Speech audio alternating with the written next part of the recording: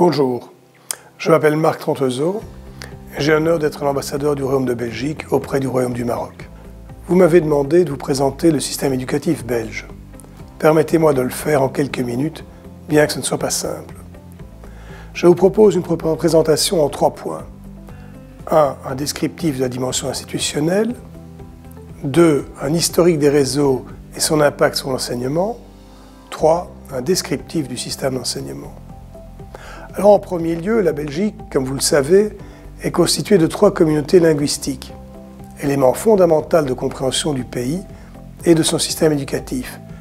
La communauté flamande, dont les membres parlent le néerlandais, à peu près 6 500 000 habitants, la communauté française Wallonie-Bruxelles, qui regroupe les francophones du pays, soit à peu près 4 800 000 habitants, et enfin la communauté germanophone, qui parle allemand, 77 000, comme on dit chez nous, 77 500 habitants. De fait, la communauté linguistique la mieux lotie d'Europe. En outre, le pays est divisé en 3 régions. La région flamande, unilingue néerlandophone, sauf quelques communes dites à facilité, permettant l'usage administratif et dans l'enseignement maternel et primaire du français. La région bilingue de Bruxelles, la région wallonne unilingue francophone, sauf quelques communes permettant l'usage administratif et dans l'enseignement maternel et primaire du néerlandais. Alors, suite à la réforme constitutionnelle de 1971, complétée depuis, les 3 communautés en charge de l'enseignement sur base de l'unilinguisme communautaire. De ce fait, au sein de la région bruxelloise, qui est bilingue, les 2 principales communautés gèrent chacune un réseau d'enseignement distinct, soit en néerlandais, soit en français.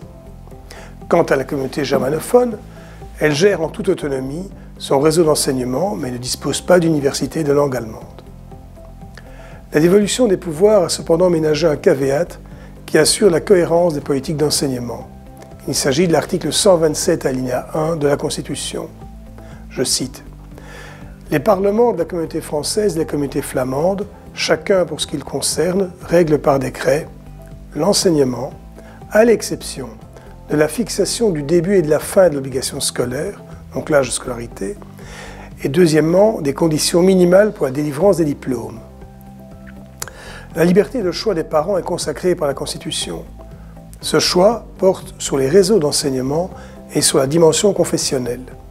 Ainsi, l'article 24 alinéa 1 de la Constitution précise que l'enseignement est libre, que la communauté assure le libre choix des parents, que la communauté organise un enseignement qui est neutre, et que cette neutralité implique notamment le respect des conceptions philosophiques, idéologiques ou religieuses des parents et des élèves, que les écoles sont organisées par les pouvoirs publics, offrent le choix entre l'enseignement d'une des religions reconnues et celui de la morale non confessionnelle. L'alinéa 3 prévoit que chacun a droit à l'enseignement dans le respect des libertés et des droits fondamentaux. Et enfin, que l'accès à l'enseignement est gratuit jusqu'à la fin de l'obligation scolaire.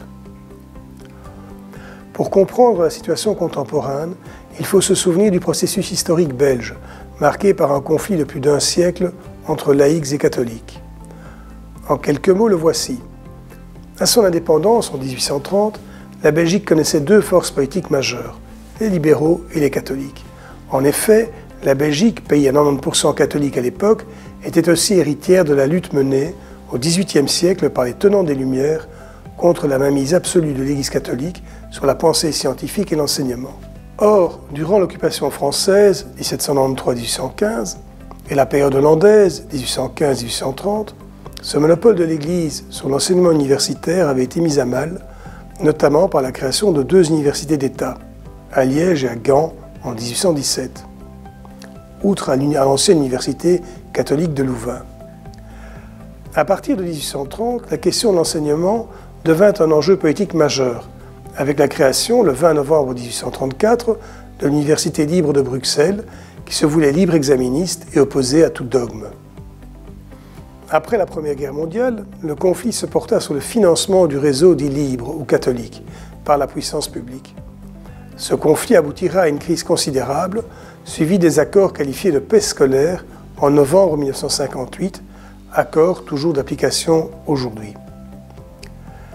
Cette fameuse paix scolaire prévoyait que, d'une part, l'État unitaire de 1958 puis les communautés actuelles subventionnent et assurent les traitements des enseignants et les frais de fonctionnement des réseaux qui appliquent le programme d'enseignement défini par ces autorités.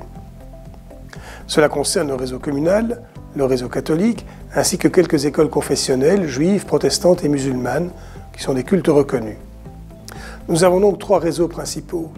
L'enseignement d'État et provincial, qui est neutre, l'enseignement communal, qui est neutre, l'enseignement catholique et quelques écoles libres confessionnelles, et enfin, quant aux universités, elles sont subventionnées au prorata du nombre d'étudiants.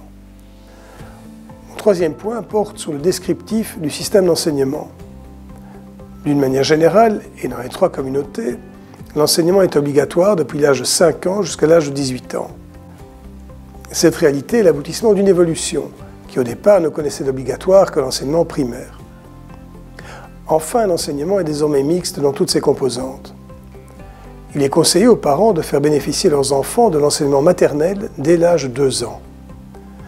La dernière année du maternel est obligatoire car elle prépare l'enfant à l'école primaire.